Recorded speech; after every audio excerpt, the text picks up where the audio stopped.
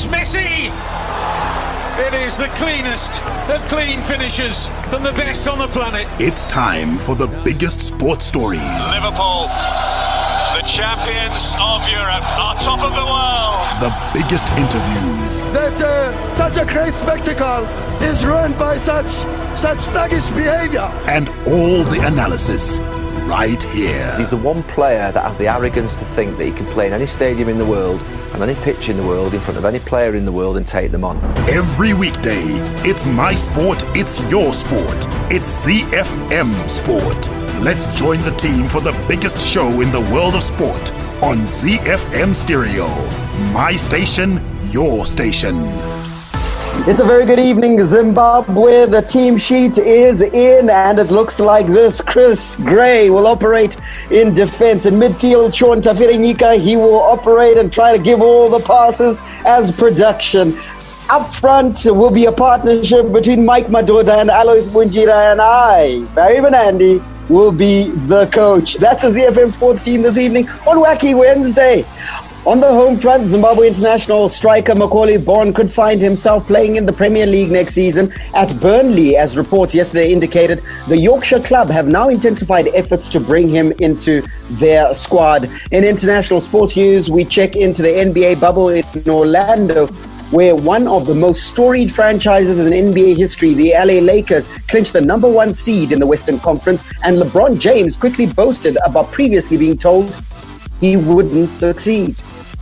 And around the world in 60, we start in England, where Ireland pulled off another remarkable run chase to stun England in the third one-day international at the Ages Bowl, with Paul Sterling and Andy Balbirnie hitting superb centuries in a 7-wicket triumph. In Australia, two-time World Cup winner Phil Kearns will lead Australia's bid to host the 2027 Rugby World Cup. And in the United States, defending champion Rafael Nadal has decided not to play in the US Open later this month because the coronavirus pandemic is not under control. Wacky Wednesday today, so don't miss out on our play of the day. And then we kick off the beautiful game in England, where Fulham manager Scott Parker has said that the Cottagers must not repeat the same expensive mistakes after sealing an immediate return to the Premier League last night. In Italy, Paulo Dybala has beaten Lazio striker Ciro Immobile as he was named the Serie A MVP of the just-ended 2019-2020 season. In Spain, Real Madrid boss Zinedine Zidane will make a late decision on starting Eden Hazard in his side's crunch Champions League clash with Manchester City. That's according to reports from that country. And then we'll touch down in Germany, where the first and second division football clubs are saying that they are prepared to allow some fans back into the stadiums next season if the country's political authorities give the green light later this month. But first is our power play, and today being Wacky Wednesday, it's called The Knock, and it's featuring Muna. The track is called Bodies. The Warriors, the Chevrons, the Cheetahs, the Mighty Warriors, and the Sables. From the pool to the track to the field, we are Team Zimbabwe.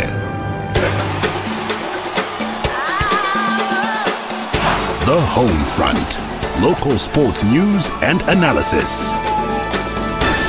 All right, let's get going on the home front, where Zimbabwe international striker Macauley Bonne could find himself playing in the Premier League next season at Burnley. Reports yesterday indicated the Yorkshire club have now intensified efforts to bring him into their squad. The 24-year-old top scored for Charlton Athletic in the English Championship last season, scoring 11 goals in 33 games. But his efforts were not enough to keep the Addicts in the second tier of English football. The London side were relegated after a 4-0 thrashing on the final day of the season at the hands of championship winners Leeds United. And let's start with Alois Bunjira. This certainly is good news for the boy, if he plays in the Premier League, obviously, but also good news for Zimbabwe football because he's made his commitment and has committed his future to Zimbabwe. Yeah, that's good. When it comes to Zimbabwe, this boy committed to Zimbabwe a long time ago. I think it was us who were frustrating him all along. You remember he came to play for Zimbabwe in that under-23 team that went with Callisto Pasua in Morocco. He made it clear that he wanted to play for Zimbabwe. Then we started frustrating him with his papers and all that. Then he started having second thoughts about playing for the nation. But now we are happy that he has actually recommitted himself to Zimbabwe, and we are happy. Now coming to his move to Burnley, I think this is also good for Zimbabwe Zimbabwe. This is good for him, because we have always wanted our players to play in the top flight division of England. That's the league that we watch all the time, and for him to be playing there, you see what we did with Nakamba. Probably Burnley, they can do themselves a favor and get a few more fans, if they bring in Macauley Bonne, because we did that with Aston Villa. Aston Villa knows what it is. They can contact Aston Villa. They know that they can actually gain support from this side of Africa. But for him as a player, I think it's a good step forward. His team is getting relegated, but scoring 11 goals in a team that is getting relegated is no mean feat, guys. It's actually phenomenal. And remember that he was not playing in every game as well.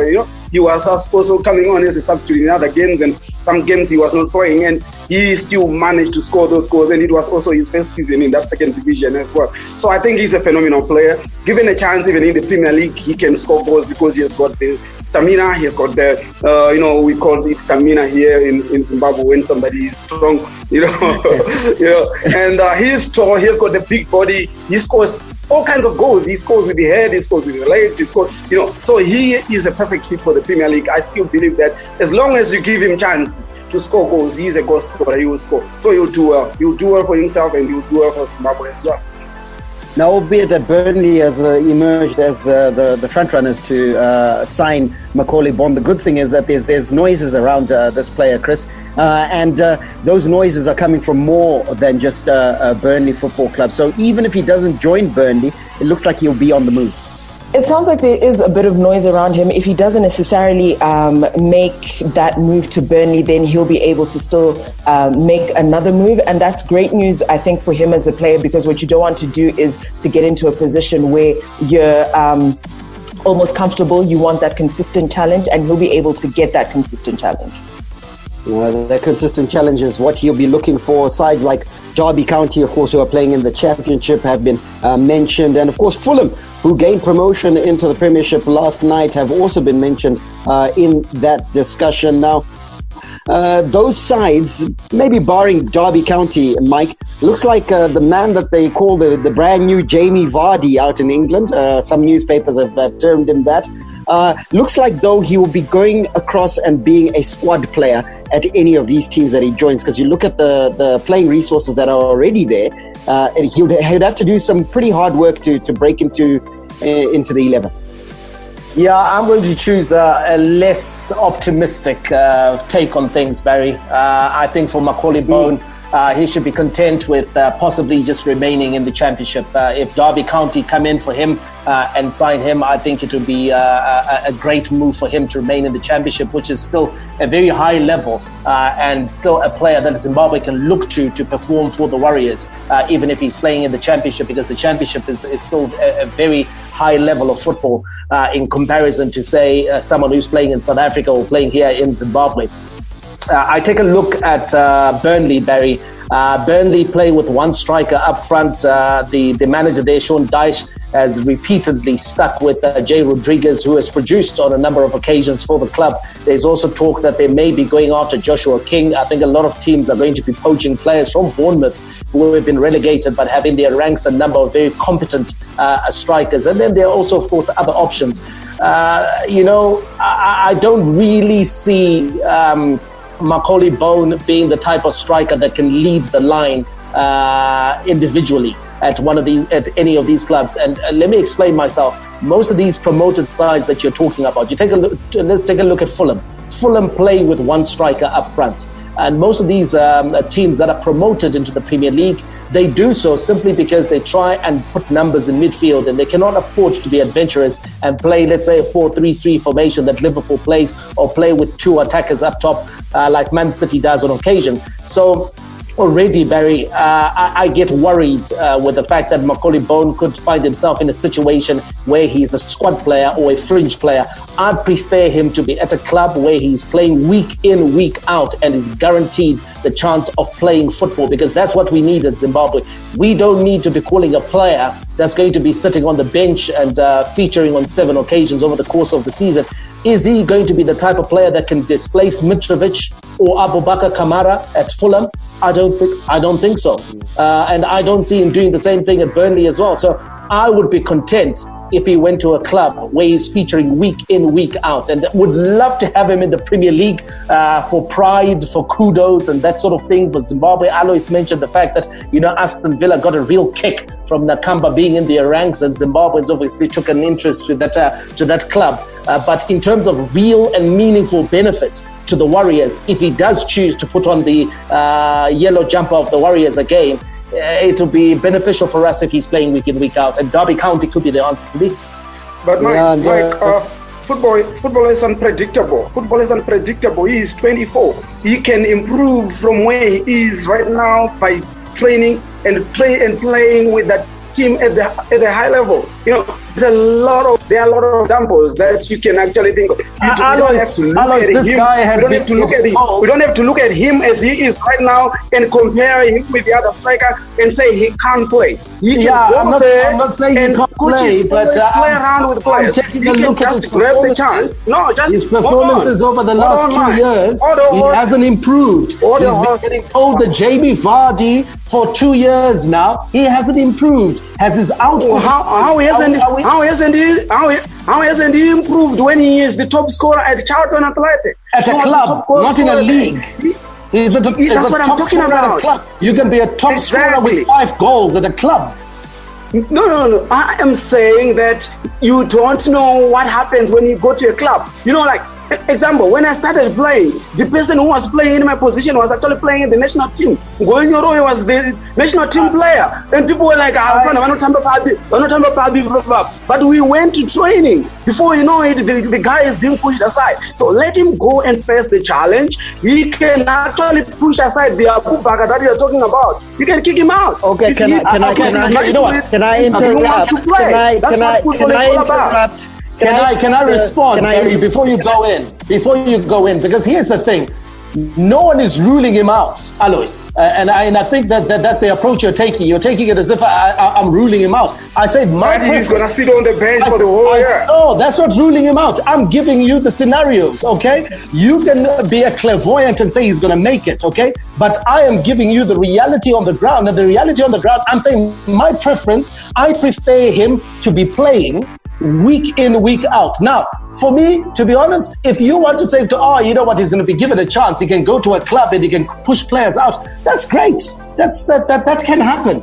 But I'm taking a look at the situation right now, and I don't think he's got the quality to go and push those players out. Those players are far better than him. I don't think so. I think he is in the same level. Come on, guys. You know what? We say the same thing about Nakamba, and we like to say all these things, and they're great, and they sound great. But these players are not showing it on the field of play. If we're talking about potential, then any player's got potential. We can even get someone who's playing in Zimbabwe and say, you know what, I'm going to develop, I end up in Europe. It's okay. But I'm taking a look at their performances, and I look at his performances, to be honest, his performances are good. They're good. They were good at a club like Charlton, and you're saying he was the top goal scorer at a relegated club. That's fantastic. Where was he ranking in the league? Okay? He was playing in the same league as Mitrovic. You're telling me that he's going to go to Fulham. Mitrovic is the top goal scorer in that league with 26 goals. Okay? And he spent, how many months did Mitrovic miss injured? And yet he got 26 goals. Those are the guys you're telling me that he's going to go and challenge for a place? Scott Parker will pick him ahead of a player like that? If I could interrupt the Charlton Athletic board meeting, deciding the transfer on the show. Look, it's these are options for him, and I completely get your point, Mike, to say that he needs to be playing wherever he is. He needs to be playing, and I think we all agree on that. Even if he goes to Burnley, he's got to then push for a starting position. Bottom line is he's likely to be on the move, but wherever he goes, his decision should be based on football and playing football. Quick update on the man you just mentioned, Mike, and that's Marvelous Nakamba. According to reports, the only Zimbabwean playing in the Premier League midfielder Marvelous Nakamba is being targeted by Turkish club Trabzonspor. Newspaper reports in England yesterday said Trabzonspor want Nakamba to replace former Nigerian captain John Obi Mikel, who quit the club after a coronavirus row. So likelihood that Marvelous Nakamba could be on the move as well. And the sad thing is that he'll be on the move out of the Premier League on loan. How is it, guys? Elvis Tigulayo Pomba Moyo, WPF. This is the bomb. All Africa heavyweight champion 2-time. You are listening to ZiFM Sport. We've got a local sports news roundup for you, starting with boxing, where South Africa-based Zimbabwean heavyweight boxer Elvis Moyo says lack of corporate backing continues to stifle local boxing development, with most talented pugilists being lost to the sport. Moyo, a former World Boxing Federation Africa heavyweight champion, said he had to leave for South Africa to further his career after noticing that his boxing would suffer due to lack of sponsorship. Popularly known as the Bulawayo Bomber, Moyo said he is saddened that talented boxers such as former World Boxing Association Pan-Africa heavyweight champion Thamsanqa Durem failed to get meaningful support. In rugby news, national team players have become the first batch of beneficiaries of a €5,000 awarded to the Zimbabwe Rugby Union by Rugby Africa. The ZRU received the COVID-19 relief fund from the Continental Mother Body about 3 weeks ago, and the association have bought food hampers, which they are distributing to 100 national team players who have featured for the Sables, the national women's side, the Cheetahs, and Lady Cheetahs. Zimbabwe Rugby Union Chief Executive Sifiso Made said the players were still in the process of collecting their hampers. We'll wrap it up with athletics news, where 26 Bulawayo athletes have applied for the government's COVID-19 relief funds. National sports associations have been applying for the government's COVID-19 relief fund launched by the state to help alleviate athletes' plight during the lockdown, during which no sporting activity is taking place. Last month, the government, through the Ministry of Youth, Sport, Arts and Recreation, launched a $10 million package to help athletes. Of course, that 10 million being RTGS dollars. Hi, this is Mike Madoda, and you can catch me and the team for all the latest breaking news out of the world of sport, local as well as international, on your favorite station, my station, your station, ZFM. We are Z-Team on ZFM Sport. Z. International Sports News Roundup, where the world comes out to play. Don't forget to follow and interact with us at ZFM Sport on Twitter and Facebook. Now let's go stateside, where one of the most storied franchises in NBA history, the LA Lakers, clinched the #1 seed in the Western Conference, and LeBron James quickly boasted about previously being told he wouldn't succeed. The 17-year-old veteran told reporters he was going to enjoy this one after his team captured the top seed in the West for the first time since 2010, shouting out his doubters in the process. They said, "I couldn't do it," James quipped.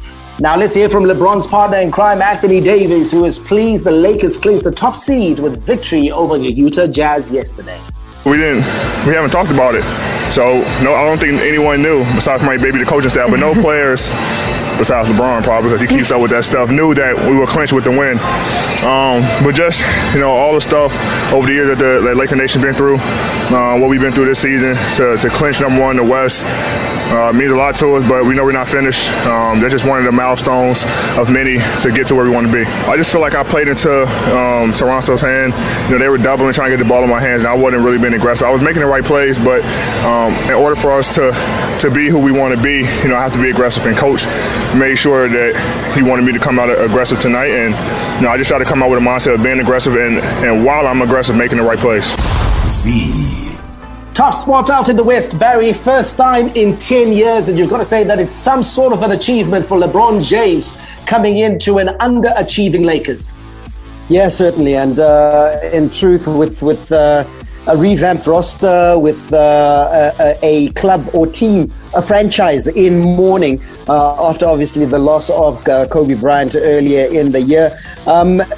And also everything around the franchise just spoke of the fact that everyone is saying LeBron will not achieve at the Lakers. Even when AD came in, Anthony Davis, they were like, is it going to work? Is this gonna fire?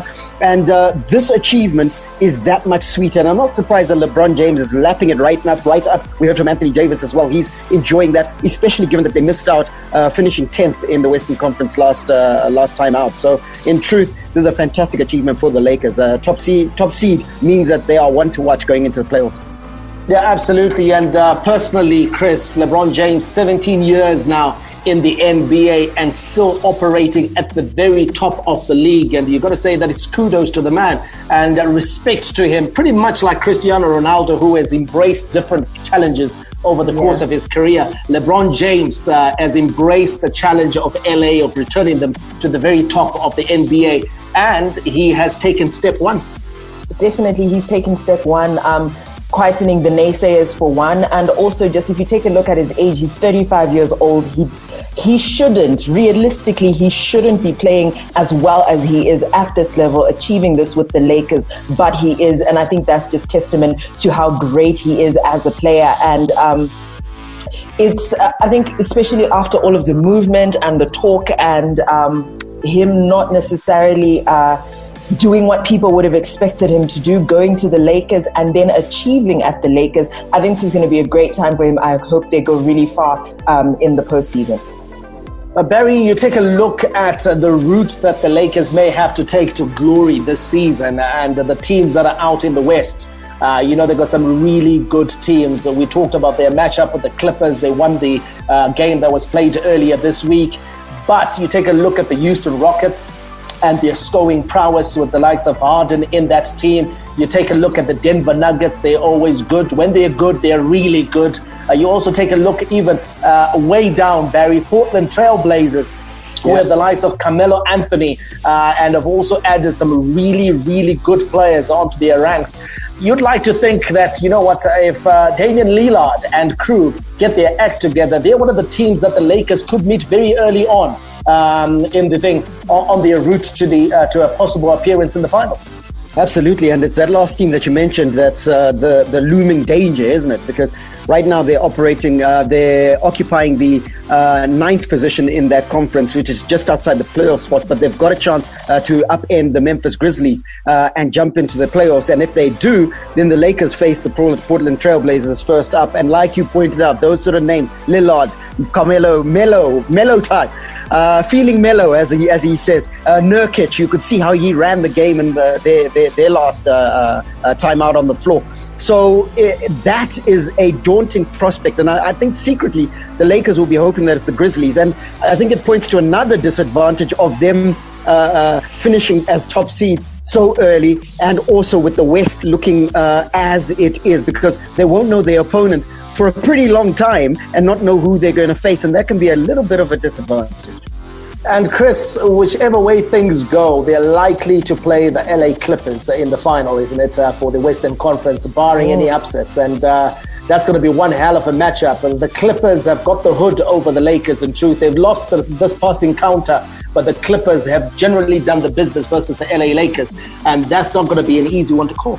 So it's definitely not going to be one that's going to be easy to call. There's always going to be some underlying currents, and just taking a look at those two matchups, it's not one that you'll be able to call very easily. If you're going to be putting your money on this game, I think you'd be incredibly brave.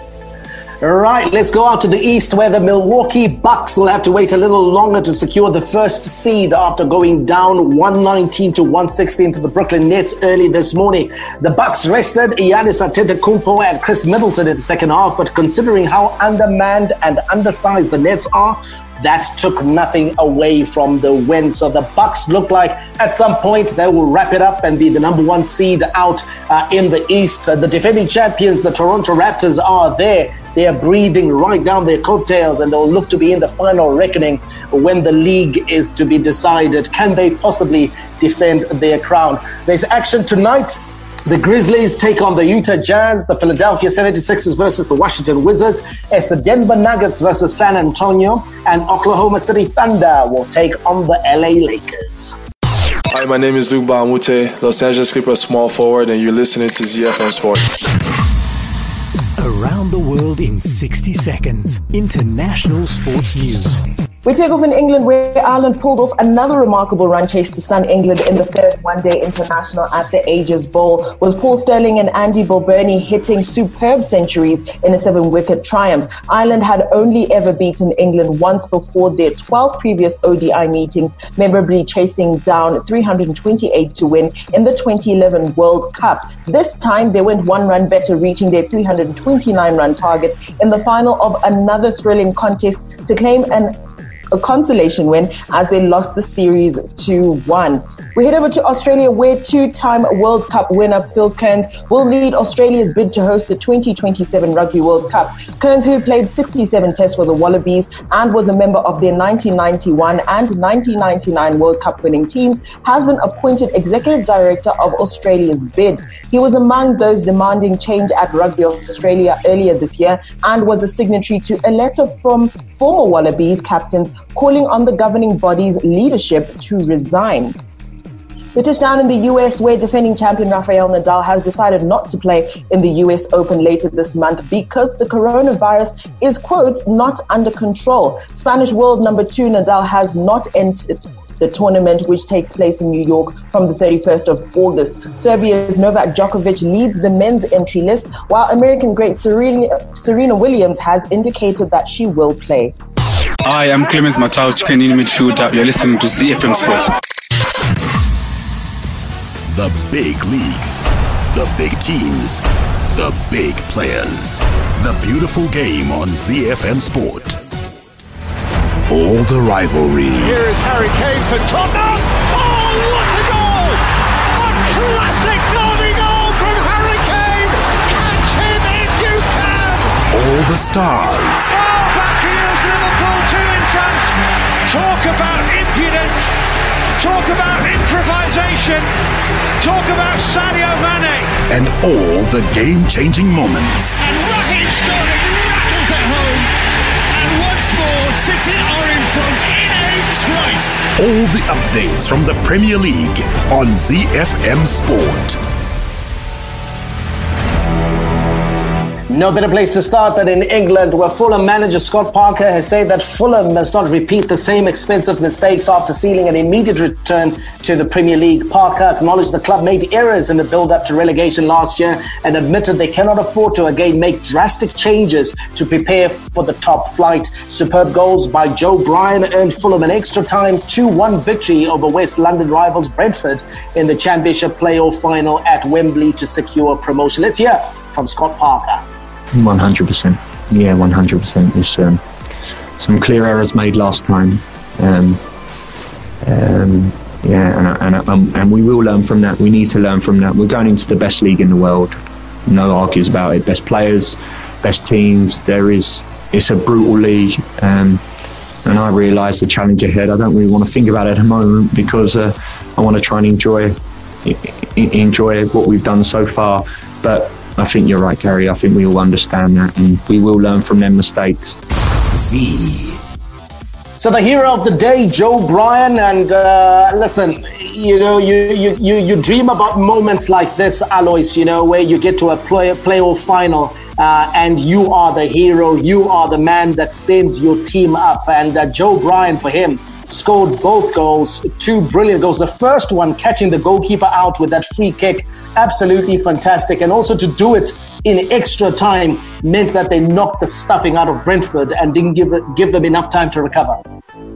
Yeah, that was a good job well done by Bryant. You know, the goal is fantastic, like you said, but I really enjoyed the second goal. You know, I like team goals, you know, and he did it very well. Third man running, he plays 1-2, and he finished it well. You know, he finished it like a top striker. You wouldn't think that he is a left back, and then he actually did it with both feet. The first one with the left, the second one with the right. You know, and for me, you know, to do that in open play, for a left back to do that in open play, it actually shows how much energetic he is. You know, to cover ground from the other side, to go all the way to play 1-2 with the center striker and to be 1-on-1 with the goalkeeper. You don't find that very often. You know, it can only be done by somebody who has got so much endurance, and to do that in a match that probably was watched by a wide audience, millions around the world watching and doing that. You know, he could have ended himself. You know, he might not end up playing for Fulham in the end. You know, teams were watching. He can actually be slipped because I watched him play. I think he's brilliant. He's a brilliant player, and he can actually play for other bigger teams in the Premier League. He may just be snapped up, but well done to Fulham as well. I was disappointed. I was supporting Brentford, by the way, but unfortunately they didn't come to the party yesterday. Honestly speaking, you know, I was actually disappointed. Yes, they scored that goal but they were starting to pump the ball up front. You know, it was like a boozers match in the end. You know, second half of extra time was kind of like boozers. They were just keeping it forward. I didn't understand what was going on there. What was the instruction? But I think they were probably desperate at that time, you know, just trying the desperation was serious, trying to get themselves back into the game. Now, Barry Aloy is talking about the superb team goal. That was the second goal that was scored by Joe Bryan. And then also revelations post-match that even that free kick that caught the Brentford goalkeeper out is something that he had worked with the manager, Scott Parker. It really speaks volumes about the ability and the tactical nous of Scott Parker as a manager. I love planning, and in truth, that revelation after the match that they had actually looked at the Brentford goalkeeper David Raya's starting position, that in set pieces he was very aggressive in his starting position, and put that plan together means that they had analysed Brentford to the minutest detail, and so nothing was left to chance, and you could see that there was a game plan. Some people might say that perhaps Fulham dropped off from Brentford, let them have the ball in passages, but when you then realize this, it was actually part of the game plan to only win the ball in certain areas of the pitch because they wanted them in those positions. So love the planning, love the fact that Scott Parker has got them straight back up. A former player who took over the team in turmoil to immediately get them back is a phenomenal romantic story. We're all romanticizing about Brentford, but now to romanticize about Fulham, we certainly must. And also congratulations to you, Mike. You got the prediction absolutely spot on, including the scoreline. Oh my God, I hate you. Disappointingly. What were you guys talking about? I was shaking my head. These guys watch football? No, I'm just mucking around. I mean, I just wanted Scott Parker to bounce back because I believe he's put in the hard yards as a manager. No one's done him any favors. He hasn't had a big budget. He hasn't had the ability to call on favors from former clubs to bring in youth players, etc. He's had to work with more or less the same squad that was relegated from the Premier League and got them back up again. So, Chris, you take a look at the job that he has done and the fact that it's largely the same squad that was relegated from the Premier League. So the very fact that the star players at Fulham were able to stay in the Championship shows you that they had a level of faith in the tactics and the methods of Scott Parker. Definitely. I think when you have a situation where as a manager you don't have a lot to spend, you don't have, like you said, favors to call upon, then you need that trust from your squad. They need to believe in your methods in order to be successful, because at that point that's pretty much what will make the difference between being promoted in this scenario and not being promoted. So for them, his methods, which clearly have been working, then are what made the difference between staying in the Championship and going up to the Premiership. So Fulham will be going up, and it's commiserations to Brentford. They miss out 4 times. They've been on the cusp of making it to the Premier League. 4 times they've participated in the Championship playoff final. 4 times they have been defeated, and they'll have to give it another go from their brand new stadium somewhere in West London. The team that's going up, Barry, the winners of the richest game in football, it's Fulham. They're back in the big time. They certainly are back in the big time, and so-called the richest game in football because of the money that's related to going up into the Premier League. And it's almost a damning indictment on the differences between the elite clubs and, of course, those in the Championship, because once you go up to the Premiership, which Fulham has done, they stand to increase their revenue by at least £135 million over the next 3 seasons. And they say that could rise, according to Deloitte, that could rise to about £265 million over a 5-year period. So that's why status in the Premier League is so important. And the likes of Bournemouth have been fighting tooth and nail. I think Bournemouth lost about 7 seasons. That's the sort of money that you earn by staying in the elite league. So the Fulham has earned themselves a potentially big pay packet if they're able to, because they've been able to enter. Now it's the issue of staying in the Premier League for next 3 seasons. They're likely to earn up to £135 million. Yeah, absolutely. And of course, this money comes about as a result of the guaranteed money that you get from TV rights. As we know, the least paid team in the Premier League gets £100 million from TV rights. And then there's also, of course, increased matchday revenue. Remember, you're now a Premier League team. So you are able to charge a lot more for the matchday experience that you are able to when you're in the Championship. Increase in sponsorships as well. The deals that you're able to land as a result of Premiership status. It also helps, and I know you said that Brentford is moving to a new stadium, and it would have been great for them to move with Premier League football. But Fulham themselves at Craven Cottage, they're extending the main stand, which is going to boost their attendance by, I think it's about 40%. So with the higher ticket price, they've got actually more numbers that they can put in there once we're allowed back into stadiums. And so the value uplift of getting into the Premier League is massive. Okay, let's say in England and give you an update out of United, where United have warned Borussia Dortmund that they are willing to walk away from a move for Jadon Sancho unless the German club lowered the exorbitant £108 million demand for the English winger. Telegraph Sport understands that the COVID-19 crisis has cost United more than 150 million in lost income and expenditure. The club feel Dortmund's 120 million euro valuation of Sancho is completely unrealistic in the current climate. Well, here we go. We did talk about this, guys, I think several weeks ago, where we were talking about, do teams really have the capacity to just go and spend, and decide, I want this player, spend, I want this player, spend. It looks like BVB are not backing off Alois off their evaluation of 108 million. And I also understand that it's more than just a valuation.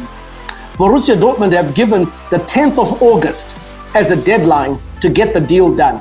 They say that they will not be entertaining any more negotiations after the 10th of August because they must prepare for the next season and they want to have their squad in place by the 10th of August. So that's where the crisis is. And also the very fact that Jadon Sancho has not put in a transfer request and is on a long-term contract makes these negotiations very difficult because all the power is with Dortmund.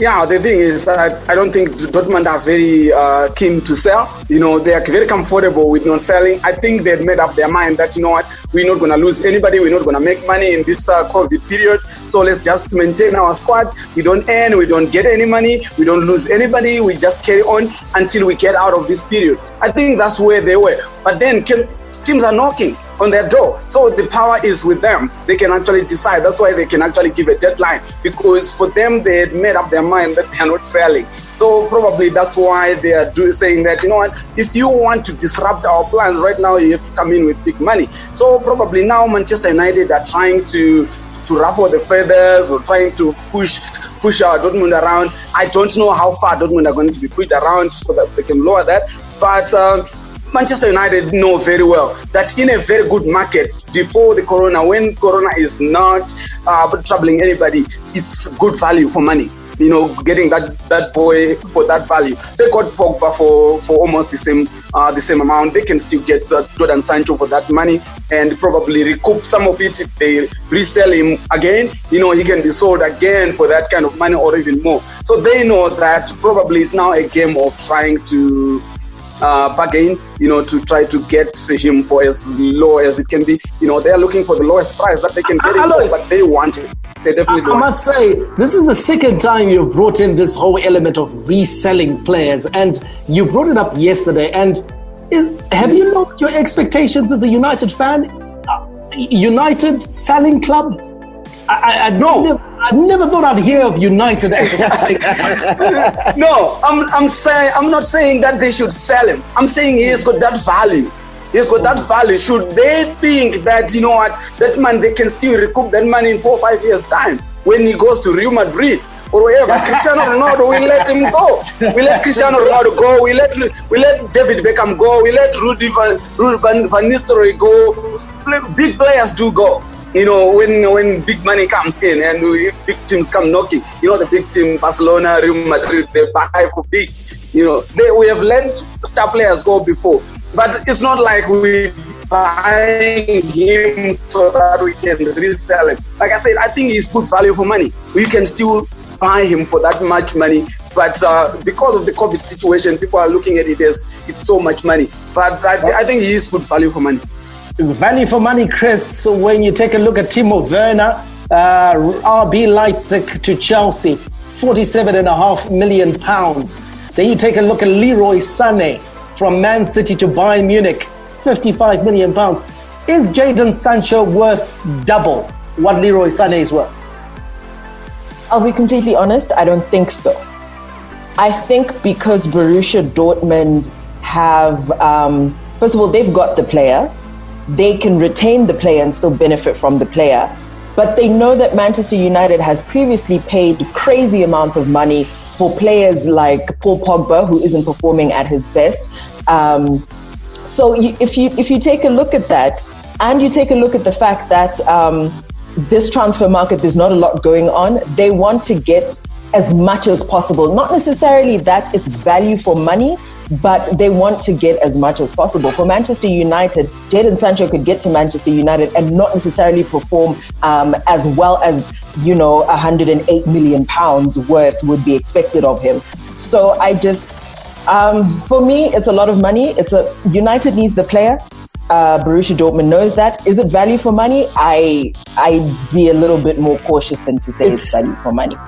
Mike, for me, and to just add on to what Chris is saying, for me, I think this is a classic case of a seller's deal.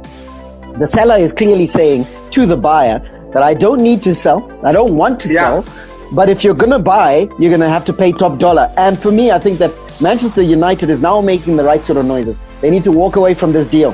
I think if they have to spend even 108 million on various other players, they're going to plug a lot more holes than just spending it on the one player. Remember that the attack is not the only place that Manchester United needs to fill and plug. That defense is sorely in need of help.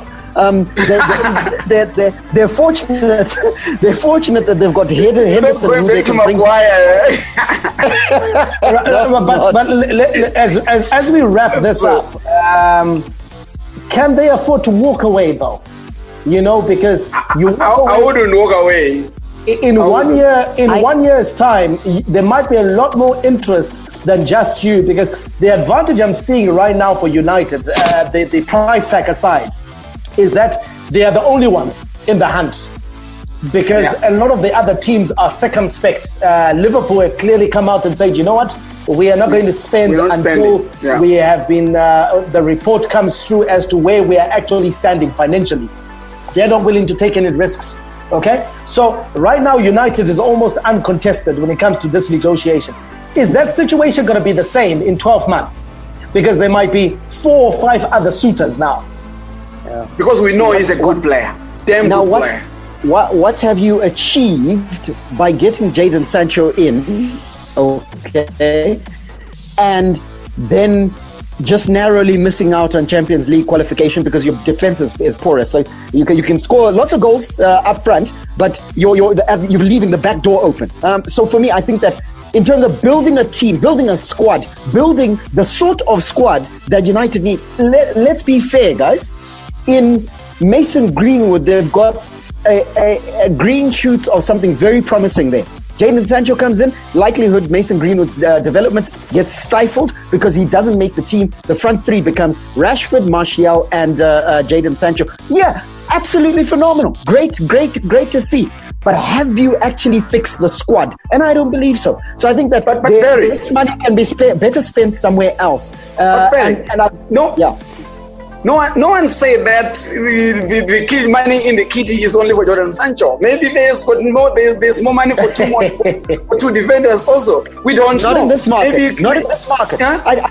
I don't think United can spend upwards of £200 million in this climate, in this environment. And remember, they've taken a knock from their Adidas sponsorship from not qualifying for the Champions League last season. So already revenues are down. Revenues are down because of coronavirus. At this stage, Boris Johnson is trying his best to get fans back in the stadium, but there's no guarantees. So right now, there's too much up in the air, and I think a business decision needs to be made to say, guys, we've got other pressing commitments. That was priority 1.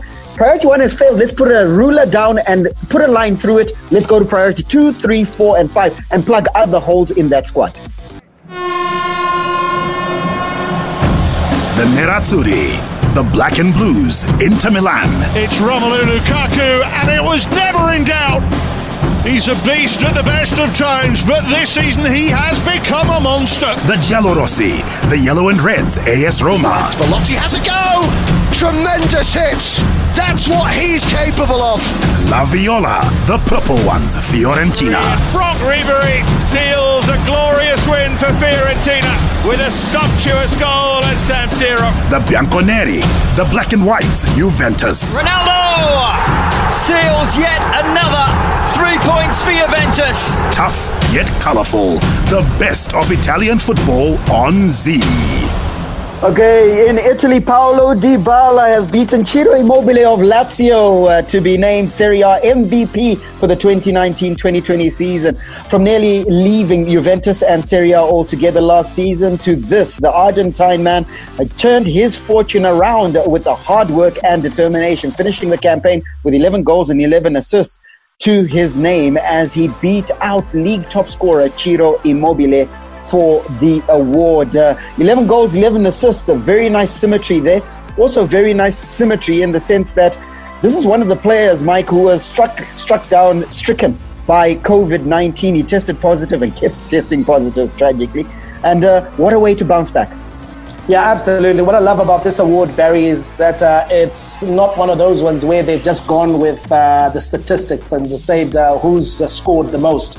They've taken a look at the general contribution to play. Whilst Paulo Dybala does not score as many goals as Ciro Immobile or Cristiano Ronaldo or even the likes of Lukaku, his general play is absolutely fantastic. He might not be the one with the final pass, but he's always the one with the incisive play over the course of 90 minutes.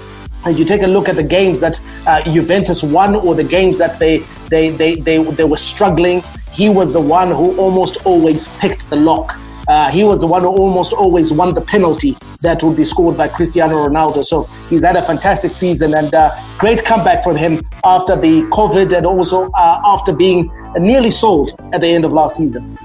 Yeah, certainly a great way to bounce back. Now, another Argentine was recognized for his great play as Alejandro Papu Gomez, phenomenal player.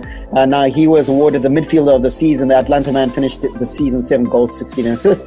Juventus also had another winner, their goalkeeper Wojciech Szczesny, who got the nod for best goalkeeper. And Inter Stefan de Vrij was acknowledged in defense. Some quick updates from Spain and Germany. Real Madrid boss Zinedine Zidane will make a late decision on starting Eden Hazard in his side's Crunch Champions League clash with Manchester City, according to reports. The Belgian is said to still be in pain from the ankle injury, which caused him to miss the first leg between the two sides at the Bernabeu, and he could be forced to watch from the sidelines again. Despite taking part in training with his teammates, Mundo Deportivo reports that it is not certain that the forward will be fit enough for selection, with Zidane prepared to make a late call. Germany's first and second division football clubs said they were prepared to allow some fans back into stadiums next season if the country's political authorities gave the green light later this month. German Football League CEO Christian Seifert said the possibility of fans in stadiums depended solely on political leaders giving the go-ahead amid the COVID-19 pandemic. And that update bringing a conclusion to today's show. But don't miss tomorrow's show. We've got a special on the first major of the year, and that is the 2020 PGA Championship. The team will be in the studio to talk you through all of that and so much more. May God richly bless you. That's my story, and I'm sticking to it. Manandi, out. And it's Messi! It is the cleanest of clean finishes from the best on the planet. The biggest sports stories. Liverpool, the champions of Europe, are top of the world. The biggest interviews. That such a great spectacle is ruined by such thuggish behavior. And all the analysis right here. He's the one player that has the arrogance to think that he can play in any stadium in the world and any pitch in the world in front of any player in the world and take them on. Every weekday, it's my sport, it's your sport. It's ZiFM Sport on ZiFM Stereo. My station, your station.